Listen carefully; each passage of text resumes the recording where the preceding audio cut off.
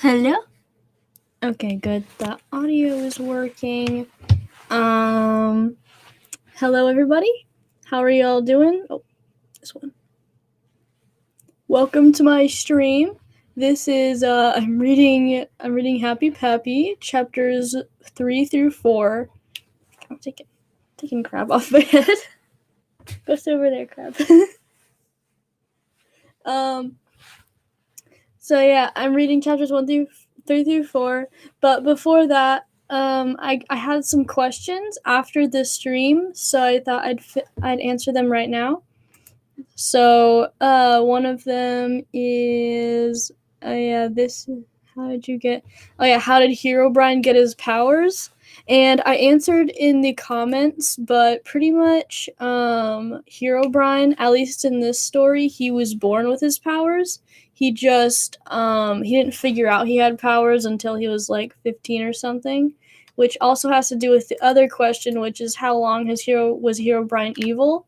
And he was sort of evil whenever he was around 15. Like that's kind of essentially whenever he 15 or 16, and that's essentially whenever he kind of turned against his brothers and all that stuff. But he didn't really do too much evil stuff. He mostly just plotted against them. So technically he's been evil for like, I don't know, I did the math and this it's like, 25 years. Jeez. So he was evil for about 25 years, but he didn't do as much evil stuff other than like plotting and little things like that. So yeah, hello. The camera's up here, not down here. So yeah, thank you everyone for joining the stream. And I shall start reading. I keep wanting to put on my headphones and stuff, but I'm like, this isn't a Minecraft stream or anything like that. I'm just reading, so there's no need to put on the headphones. Okay, so let's just get into this. Chapter 3. Hello. Okay. I kept up my work on the Time Machine version too, but even an immortal like me gets tired, and that's what happened after several hours straight of work. I was also really hungry. It was probably past dinner by then, and I hadn't had any food all day, just enough water every now and then to keep me focused and hydrated. So, I finally told myself to stop and go get some food, and go to bed. I teleported into the kitchen and grabbed some chicken, potatoes, watermelon, a few berries, some cookies, and a steak. I then teleported to the dining room with my feast and sat down at the head of the table and laid all the food out in front of me. I then proceeded in shoving my face with food, going between sweet and salty bites. I didn't even look up until I heard a little movement around me. I snapped my head up to look down the table and see all 3 children staring at me wide-eyed, as if watching a dragon spitting rainbows instead of fire. What? I have a stomach too, I grunted with some food still in my mouth.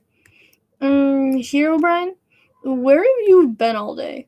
Madeline asked, probably noticing my outfit covered in soot and grease. I saw Herobrine today. He had a lab. I broke his shiny gem dough. Teddy said with his voice fluctuating from excited to a quiet sorry mumble. It's all right, Teddy. Evie said she would help me find a new one, I said, showing a face that said that I didn't really want to talk much more. So, no one asked who Evie was. What have you been doing in that secret lab of yours, Herobrine? Sebastian asked, suspicion written all over him. Something I've been wanting to build for a long time. Just never had the guts until you 3 showed up. I said, I said truthfully, but without exactly answering.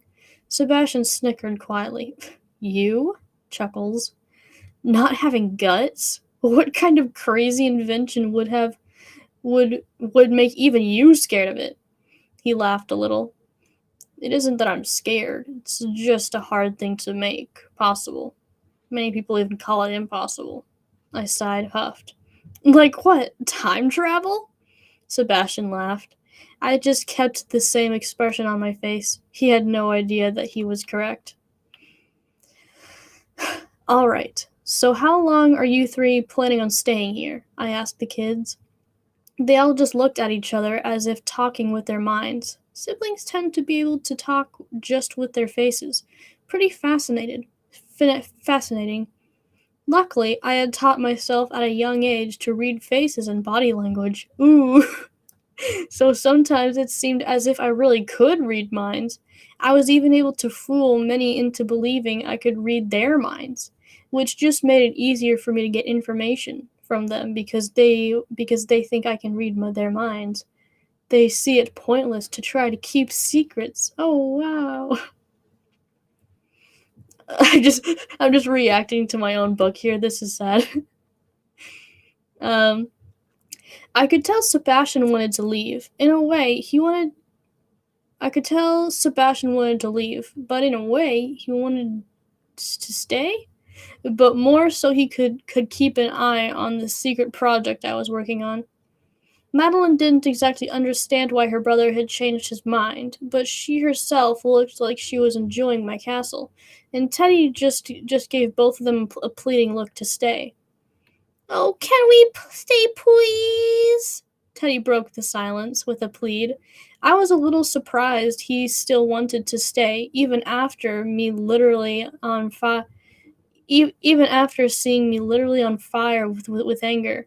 Maybe he just forgot, or was quick to forgive. Oh, sure. Sebastian gave in. But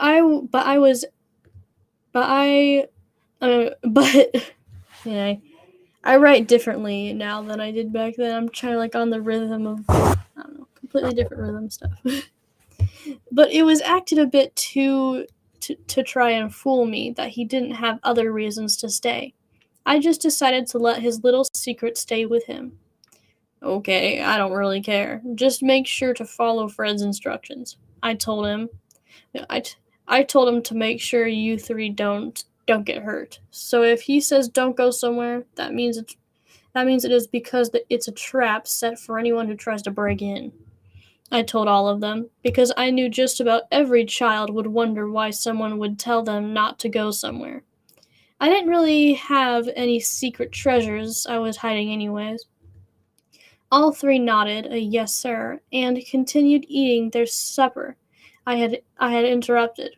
I finished eating my pile of food before them, finishing with the cookies, and teleported into my room for some sleep. Nice. There you are, Lord Herobrine. Oh, great, it's Fred again. Fred said from behind me once I teleported into the room near the foot of my bed. I jumped in surprise and was attacked by some clothes thrown in my face. I jumped at that too, until I realized it wasn't a spider and held the cloth in my hands. What the heck is this? I shouted before realizing was the usual cyan shirt I wore. Honestly, Lord Herobrine, you are a mess.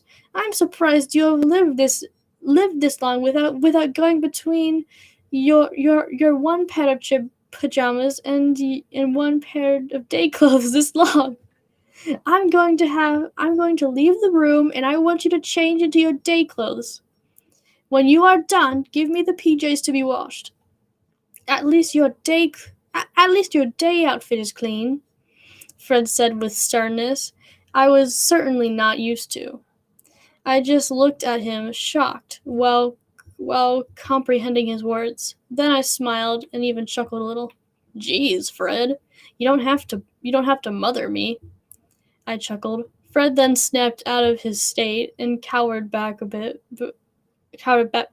looking a little embarrassed. So sorry, Lord Herobrine. I guess I just spent too much time around Teddy.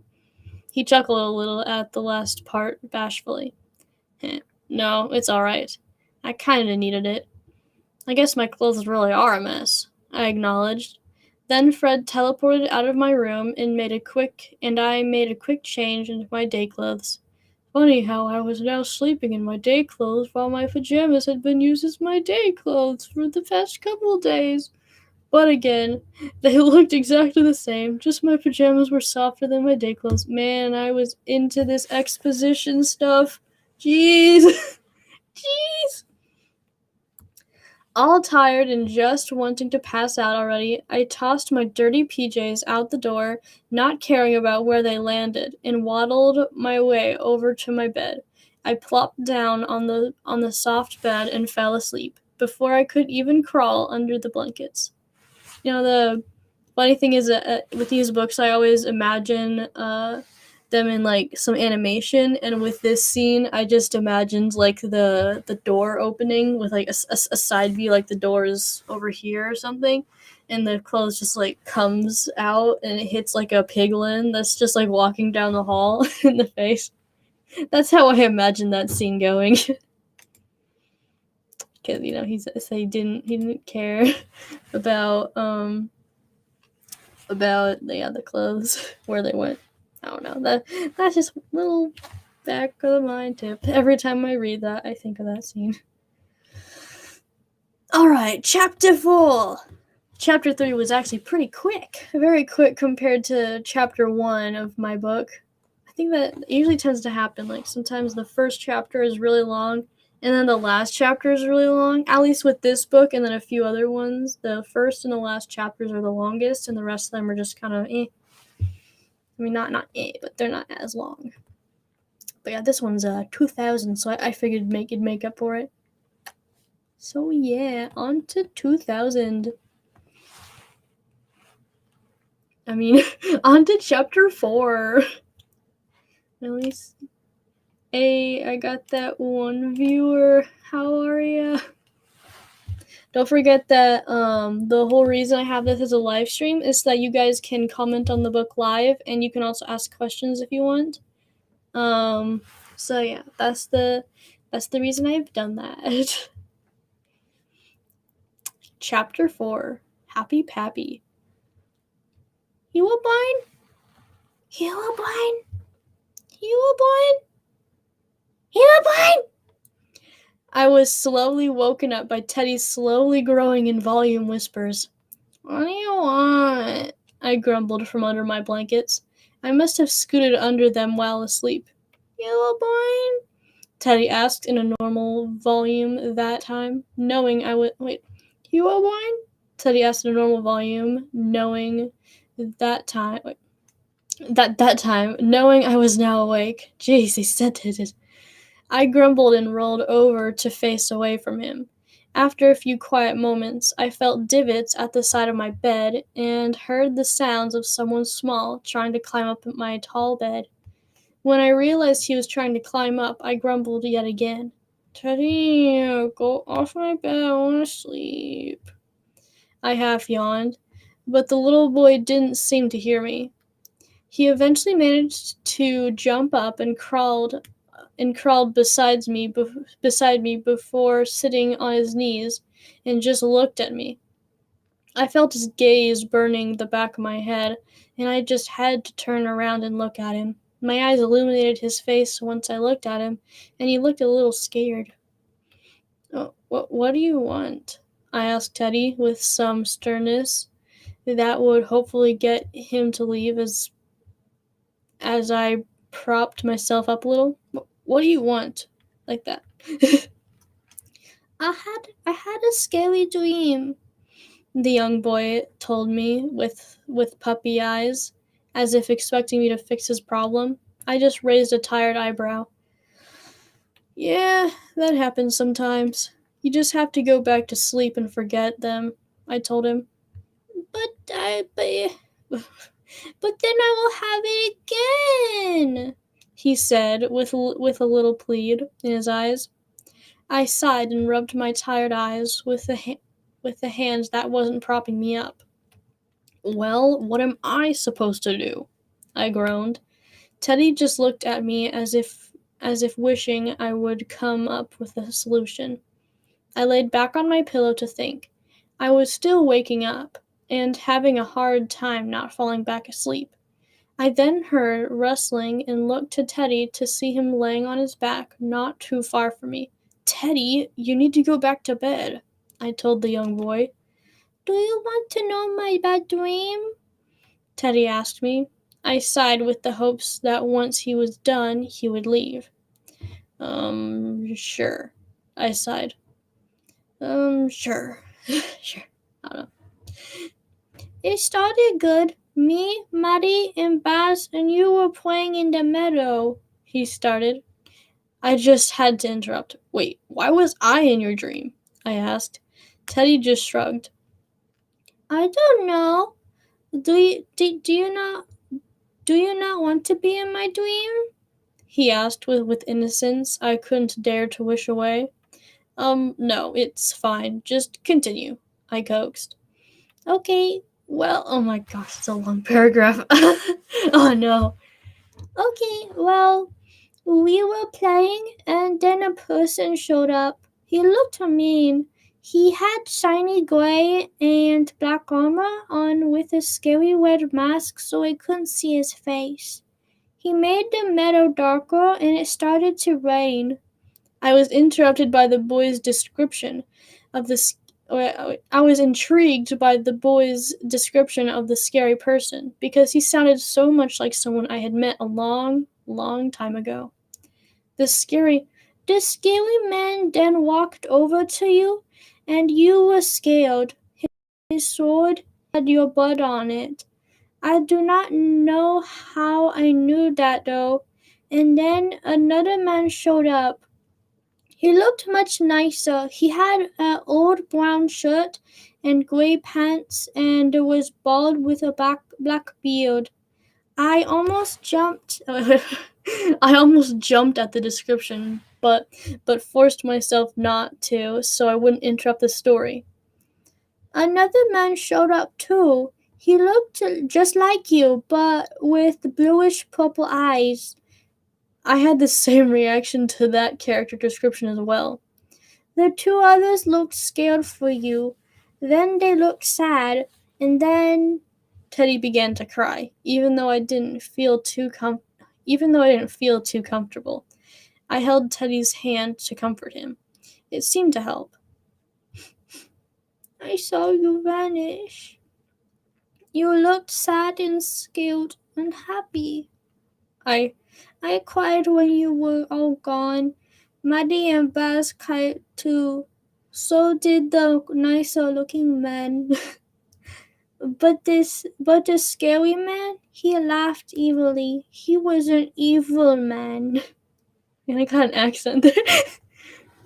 Then Teddy cried a little more. How did I vanish? I asked little Teddy. He then looked at me with teary eyes and forced himself not to cry. You made yourself vanish. Teddy cried that line. He really started wailing. How did he even care? Why did he even care? I had no idea what to do. I just laid there holding Teddy's hand a little tighter, hoping he would calm down. Finally, Teddy calmed down and continued telling the story between sniffles. The nice guy that looked a lot like you, he changed. He turned evil with red eyes. It was scary. And the other nice man vanished too. And a girl with eyes like you. She vanished too, along with 4 other kids.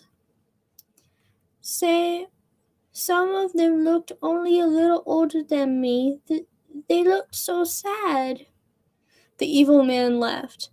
Oh, the evil man left, but he was happy, and it ended. The dream puzzled me. It was most likely just a dream he had made up himself. He probably just read a book about the battle between me and my brothers. I heard some people actually record that. Some people actually recorded that. I never cared to read any of them, though. But how did he know about blah, blah, blah? How did he know about blah, blah, blah? As far as I know, I hardly As far as I know, hardly anyone even knew he existed. And it sounded like Teddy even mentioned Evie and her siblings. Like, sure, she ended up writing a book about being trapped in Minecraft on that adventure of hers. Hey, breaking the breaking the fourth wall. Uh, but she never published it inside Minecraft, where Teddy or anyone around him could read it. Was it a warning of some kind? Was it a peek into how everyone would react when I was dead? Nah, Teddy was probably just a good guesser, but even so, he cared about me. How? How? Voice crack! I just couldn't understand it. He literally just met me. Maybe he never imprinted on his parents somehow, and like a bird or something, saw me being nice and just decided I would be his new daddy or something. I don't know. He will blind? Teddy asked in a sad little voice, looking up at me. Yeah, I acknowledged. Will you make yourself vanish? He asked with a blank couple of small snivels. I just looked at him with a blank face. With a blank. I just looked at him with a blank look as I thought of how to answer. I knew it was the only way to keep myself from hurting anyone. I had already made plans to go back in time right before I went up against my brothers for the first time, when I was at my weakest, and ended all right then by killing my past self. That way, my brothers would be okay. The people of the oh so cleverly named Minecraftia would not be harmed, and most of all, I wouldn't ever have to grow up a monster that I would eventually regret years later. I had to do this. It was the only way I could fix it. But I didn't want Teddy to cry or just feel bad at all, so I decided to tell him a little white lie. No, Teddy, I will be fine. Now you go to sleep, and I'll make sure I don't vanish, okay? I comforted Teddy. He smiled a little and closed his eyes. Whoa, I mean go to sleep in your bed, I chuckled. But I am so tired, Teddy moaned. Yeah, me too, but you can crawl your way back to your bed. Now, go on, I coaxed with 1/4 a chuckle as I wow, as I began scooting Teddy towards the edge of the bed. The little boy seemed a bit pouty and hesitant to move himself. But it's so far, he groaned with a tired yawn. Then why did you come over in the first place? I asked. I really did want to know. Because you are nice, Teddy yawned. No, I'm Herobrine, the Lord of Destruction, the killer the killer of the innocent, or at least I used to be. I said with a little emotion, just a hint of anger towards myself. Like Paul? Teddy asked, looking into my eyes with curiosity. I felt as if I recognized the name, but other than that, I had no idea what he was saying. Who's Paul? I decided to ask. He was a man in the Bible, Teddy said. He used to be called Saul. Maddie said when he was Saul that he killed lots of people. He was evil. But Maddie said that he met God and was blind, then healed and became good. I chuckled a little at the story. It had been a long time since I had heard about the Bible, but the story Teddy told me started sounding familiar. And when Saul became good, he called himself Paul, and he started helping those he had been killing. Maddie even said he became one of the nicest and best people in the whole Bible. Teddy thinks I have a chance at being forgiven. Cute. But unfortunately for him, I was no Paul. I was Herobrine. But something inside me was still a little curious as to how this Saul guy even changed enough to give himself a new name. The way I saw it, you can't change yourself, only warp what is already there in something different. Maybe there was another way, though? Where is this Saul guy in the Bible, anyways? I decided to ask Teddy. He just shrugged. I don't know, but Maddie said he wrote a lot of the Bible. Shouldn't be too hard to find him, was Teddy's answer. I just sighed and decided to get back to the original topic. So, you going to leave now, or do I have to carry you? I laughed, seeing the carrying bit as a joke. You can carry me. Teddy sighed as he let himself drift to sleep. Oh, crap. I didn't actually mean it. I was joking. Teddy? Teddy? Get up. I whisper-shouted to keep Teddy awake, but his eyes stayed closed and his breathing was much steadier, like it should be when you're asleep.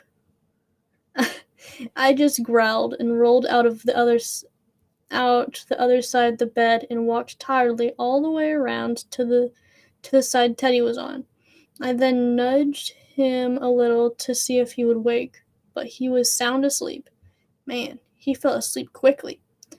I groaned, sighed, one last time before picking the little boy up in my arms and held him like a big baby. He was pretty small, so I guess the comparison wasn't too far off. Then I gently walked out my room and towards the guest bedroom, where I hoped the other two were sound asleep. It was then that I noticed how light Teddy was. Oh no, I used the wrong light. I had a whole period or moment in writing when I was like, wait, how do you spell light? What's the difference? It's gonna bother me. He probably needed to eat more. That, or I was just worrying about something that didn't even matter. I wasn't that worried though, just a little. Might have to make sure he gets a full meal in the morning instead of just a few snacks or a couple cookies. After a few turns, I made my way to the guest bedroom and carefully creaked the door open. Like I had hoped, both Madeline and Sebastian were fast asleep. I quietly as possible snuck into the room and set Teddy on the bed where no one would kick him or something. I then quietly snuck back out with the hopes that no one would spot me. Once I closed the door, I walked all the way back to my room. I was too drowsy to teleport. I might teleport inside a wall on accident. I had done it before, and the memory of it all was not a pleasant one. Once in my room, I only had enough energy to waddle my way back to my bed and curl up under the covers. After that, I was out quicker than you could say supercalifragilisticexpialidocious. Alright. That is that. So yeah, thank you everyone for watching. That was the end of chapter 4, and I said I'd read chapters 3 and 4. So yeah. Thank you my 0 viewers for watching so much. You are cool. And to those who said they were going to be here the next time I went live but aren't here, just know that it's alright. You don't have to be here when I'm live. The glare from my screen is interesting.